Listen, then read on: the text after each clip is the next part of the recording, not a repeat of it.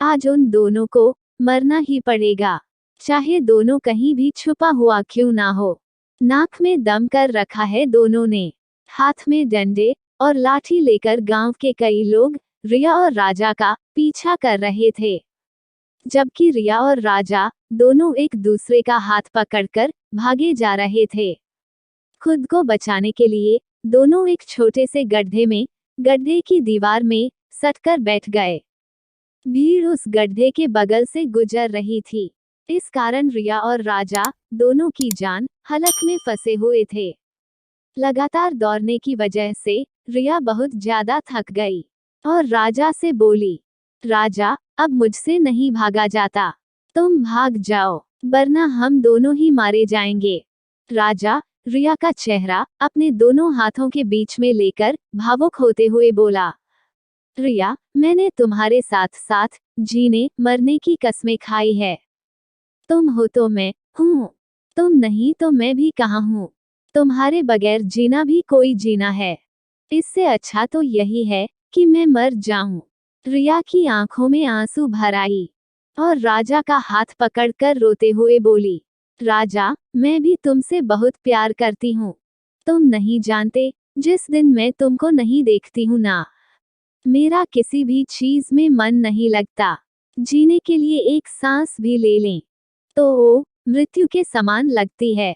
तुझे देखकर मैं जीती हूँ राजा।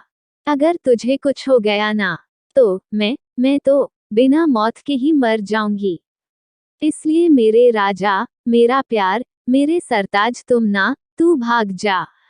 मैं तुमको मरते हुए नहीं देख सकती मेरे राजा। प्लीज राजा, भाग जाओ। मरने से पहले ही मुझे मत मरने दो मेरे राजा। तुम जिंदा रहे तो मन को तसल्ली रहेगी कि मैं नहीं तो मेरा प्यार सही, कोई मेरा अपना तो है जो इस दुनिया में है, और फिर मैं तुम्हारी हर हरकत में शामिल रहूंगी ना मेरे प्यार। और फिर ये भी तो कहते थे ना तुम कि मैं तुम्हारे लिए घर नहीं राजमहल बनाऊंगा, उसमें हमारे बच्चे अपनी आंखें खोलेंगे, सब लोग एक साथ खेलेंगे, खाएंगे, सोएंगे, यहाँ तक कि स्नान भी एक ही साथ करेंगे। कहते थे ना राजा, और जब तुम ही नहीं रहे तो ये सब। अपने मुंह का थूक घोटते हुए बोली, कैसे होगा राजा, इसलिए मेरी जान। आगे हाथ जोड़कर गिड़गिड़ाते हुए बोली, प्लीज राजा, भाग जाओ। और रिया फुट-फुट कर रोने लगी। राजा रिया की आंखों से बह रहे आंसू को पोंछते हुए बोला, रिया, हमने जो सपने सजाए थे, उस सपने में तुम बराबर की भागीदार थी। उस राजमहल की रानी तुम ही तो थी। अगर तुम ही नहीं होगी तो फिर काहे का सपना। और वैसे भी रिया, हम लोगों को गांव वाले चारों तरफ से घेर चुके हैं, हम चाहकर भी खुद को नहीं बचा सकते। रिया, मौत जो है ना, वो हर पल हमारे साथ रहती हैं। हर सांस जो हम लेते हैं वो जीवन है, और हर छोड़ी हुई सांस मृत्यु।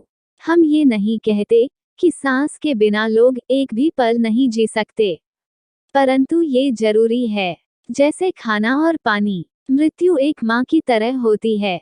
इस माँ की गोद में इतना ज्यादा सुकून होता है ना, कि फिर कोई भी उसकी गोद से वापस नहीं आता।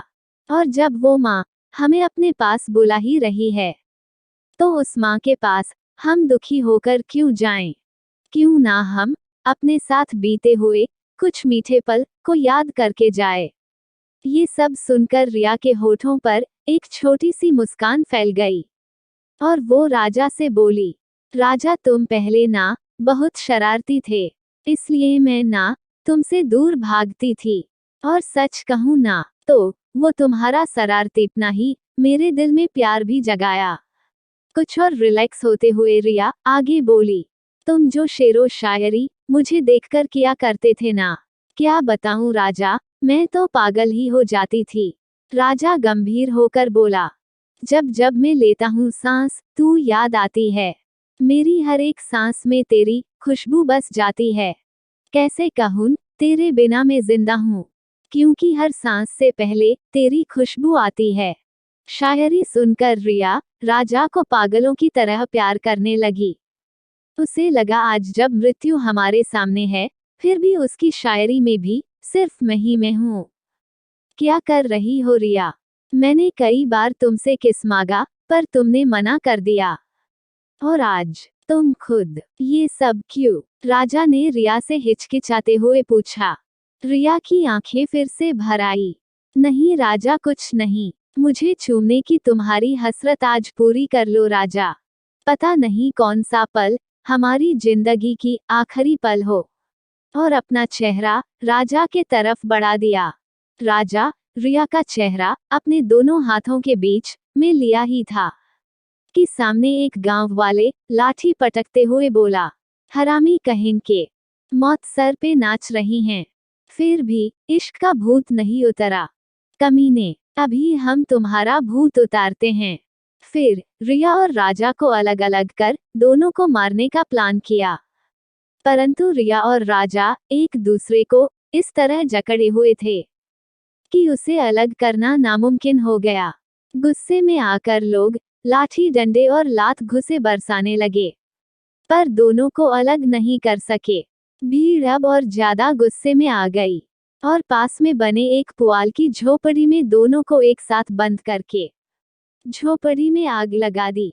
कुछ ही देर में दोनों के कराहने की आवाज में रिया आई लव यू और राजा आई लव यू सुनाई देने लगी। आई लव यू सुनकर गांव वाले का गुस्सा और बढ़ता गया। फिर ये आवाजें धीरे धीरे समाप्त हो गई। उसमें से गांव के एक व्यक्ति ने कहा, हो गया एक और पाप का। ऐसी ही और वीडियोस देखने के लिए हमारे चैनल को सब्सक्राइब करें।